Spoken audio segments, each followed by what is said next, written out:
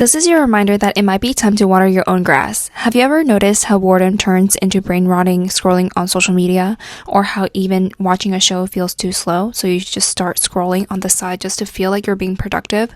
But that's not productivity, that's cheap dopamine. And the more cheap dopamine you fill your life with, the more real life starts to feel empty and gray. Real life doesn't give you instant rewards the way the next reel does, so your brain starts expecting constant stimulation, and suddenly even your goals start losing their spark because they take time. They require patience and delayed gratification. So if you've been feeling like your real life is a bit boring and you've been feeling a bit stuck, then this video is for you. Today I'm sharing creative things that you can do to get into your hobby girl era. A disclaimer before you jump into any of these hobbies is to completely let go of perfection or any expectations that you have for yourself. I don't know if I'm the only one who can relate to this, but as a kid in art class, you have either like the kids that were good at art and the kids who weren't good at art. Ever since then, I never really picked up on any creative hobbies until recently because I never really thought that I was cut out to create art. But first of all, there is no bad art. Art is so subjective. Everyone has their own way of defining what's good and what's not. If the idea of not being great at something is what's holding you back, then I think it's very, very important for you to step outside of your comfort zone and be okay with the process of not being amazing at something. And once you step out of your comfort zone, you do find things about yourself that you never knew was possible. So, getting into it, vision board. You can make a monthly or a yearly view. You can also make a digital or a physical board. And a lot of people do section their life. Either they make one vision board for lifestyle and then another one for their travels. Rhinestone painting. You can buy a whole bunch of beads from Amazon or Michaels and then print out a picture that you want to bedazzle. And then just sit in front of a laptop, watch something, decorate phone cases.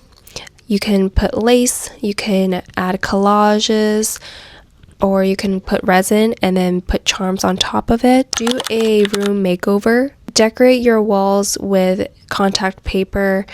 And if contact paper, it does get kind of expensive, so I would either just redecorate a small portion of your room, or you can use wrapping paper, and that way it's a lot cheaper and you can kind of just change it out with each season. You can also flip furniture. If you have an old furniture that's stained, you can spray it with paint and rework it using stencils. Painting. On a nice day, I would go outside, grab a canvas, and use acrylic, or I love using watercolor. But try your hand at painting a nice scenery. I would definitely get out of the house, look for a natural view. You can also make bookmarks, paint over candles, lip balms, hairbrushes, charm bracelets. You can go to a vintage store and find a whole bunch of charms. Use vintage pieces like heart pendant lockets. You can make a pendant or collect charms for a bracelet. Beading. There are so many tutorials online on how to make necklaces like these. I've actually wanted one of those necklaces, but then I noticed that you could just make it yourself. You can also bead a bag charm or make these pin charms. Pottery, you can do a pottery wheel throwing class. I know a lot of people do get super into that after their first time making something. If there's a Color Me Mine near you, you can also paint finished pieces. So flower crowns, this summer I really want to try making a proper flower crown. You can write letters to your long distance friends. You can also make a letterbox. Like Laura Jean, she has one to put all of her love letters in. Or you can make a memory box. Decorate a cake. Bake a cake and decorate it. Sketching was one of those hobbies that was ruined for me because I always thought I was just not good at it. But you can start out by sketching little items here and there in your journal, what you saw or what you ate that day, and learn how to sketch these little things either by looking at tutorials or just by looking at the real item and trying to sketch it out. Even if you don't sew, you can also design clothes, so fashion sketching. So photography is another one. You can get a film camera or a digicam and then start recording and taking some vintage photos.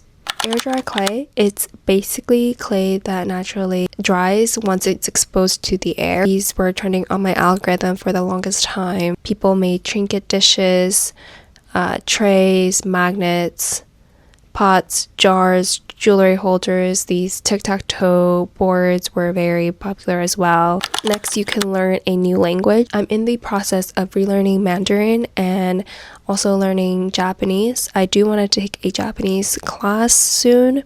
A cute idea would be go to a cafe, grab your language book, and just start studying away. Crocheting, so there's so many cute things that you can crochet. You can crochet tote bags, book covers, pillowcases, these leg warmers, sweaters, phone cases, makeup case, AirPod case, glasses case. Cases are one of the more simpler things to crochet, and you can also make plushies. Pick up a musical instrument. I actually learned to play the piano for 10 years, and then because I hated practicing, I kind of blocked that out of my mind. So I do want to start relearning how to play the piano. I also do want to learn how to play the flute because I really want to play this Barbie song. And what's cool is my sister, she actually recently picked up a guitar, and that's been her lifelong dream of hers as a kid, and she finally kind of learned how to play that Barbie song that she always wanted to play.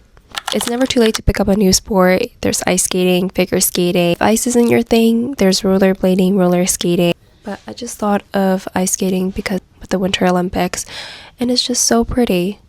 Another great way to move your body is Pilates or bar, which takes inspiration from ballet, and it blends elements of Pilates, yoga, and strength training to sculpt, tone, and strengthen the entire body. Flower arrangements or flower bouquets. Flowers are expensive, but you can go to the grocery store or Trader Joe's and get a bunch of different flowers for like $10 to $20. Learn to make arrangements, and if you get good enough, you can get commissioned by your friends' boyfriends. Experiment with makeup. There's so many different makeup tutorials, makeup looks out there. You might find a new style that you like. Learn to do your own nails. There's so many different techniques. Don't just spend $120 each month. You can literally just do it yourself. You can make a mixtape, find new songs, make a new playlist on Spotify. You can make a throwback playlist of all the girly pop songs that you have forgotten. Recently, I've been loving music from the My Scene Girls album. Knitting, I actually bought a whole bunch of yarn that I thought I would totally use up by now, but joke's on me, I never started. But that's besides the point. I want to be able to knit these cute outfits like tops and sweaters. For the people who say that flowers are expensive, pipe cleaners are another way to make flowers and show someone that you care. Reading, get into a new series, read self-improvement books, or reread an old book that you were really invested in. Coloring, there are cute coloring books that I've seen trending everywhere. You can also cut them in half and then color one for one day and then leave the other one to another day, and then when you come back to it, don't look at what you colored. You can use a whole different range of colors, and it's really cute once you end up putting it together. Sewing. As a kid, I wanted to be a fashion designer and own my own line of clothes after watching Barbie in a fashion fairy tale, but my only experience with sewing has been making a pillow in home ec class in 7th grade. But you can buy a used sewing machine off of eBay or Facebook Marketplace and then try your hand at making some patterns. I know a lot of people start out by making blankets. They're just sewing squares together. You can sew makeup bags or these adorable coquette vibe tote bags. Something I've put on the back burner to-do list is sewing book covers. You can collage a journal spread and then frame it. Basically theme it around a trip that you took, happy moments with your friends. You can also treat it as if like it's a bulletin board for your room. Calligraphy. You can try and write in a different font. How cool is it to write like this?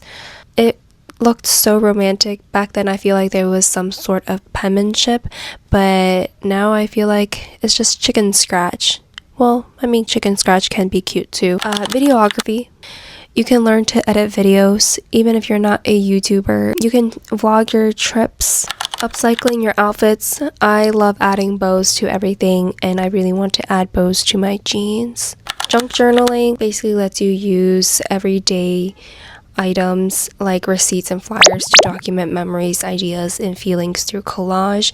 This helps reduce stress because there's no rules or pressures to make something perfect. These Altoid tin boxes, you can decorate them and then use them to put your little knickknacks like headphones, perfume, lip balm, jewelry, or whatever you want in it. And lastly, you can play a cozy game on your DS or Nintendo Switch. You can play Animal Crossing or one of those storytelling games. They offer active engagement, cognitive stimulation, and story-driven games provide problem solving, and which is so much better than doom scrolling on your phone. I hope that gives you a lot of inspiration and fun things to do other than just scrolling on your phone. Actually, I challenge you to pick one of these activities either today or this weekend and just start it. Share this video to a friend who really needs to get off their phone and can benefit from one or two of these activities. Thank you so much for watching, and don't forget to like and subscribe, and I will see you in my next video.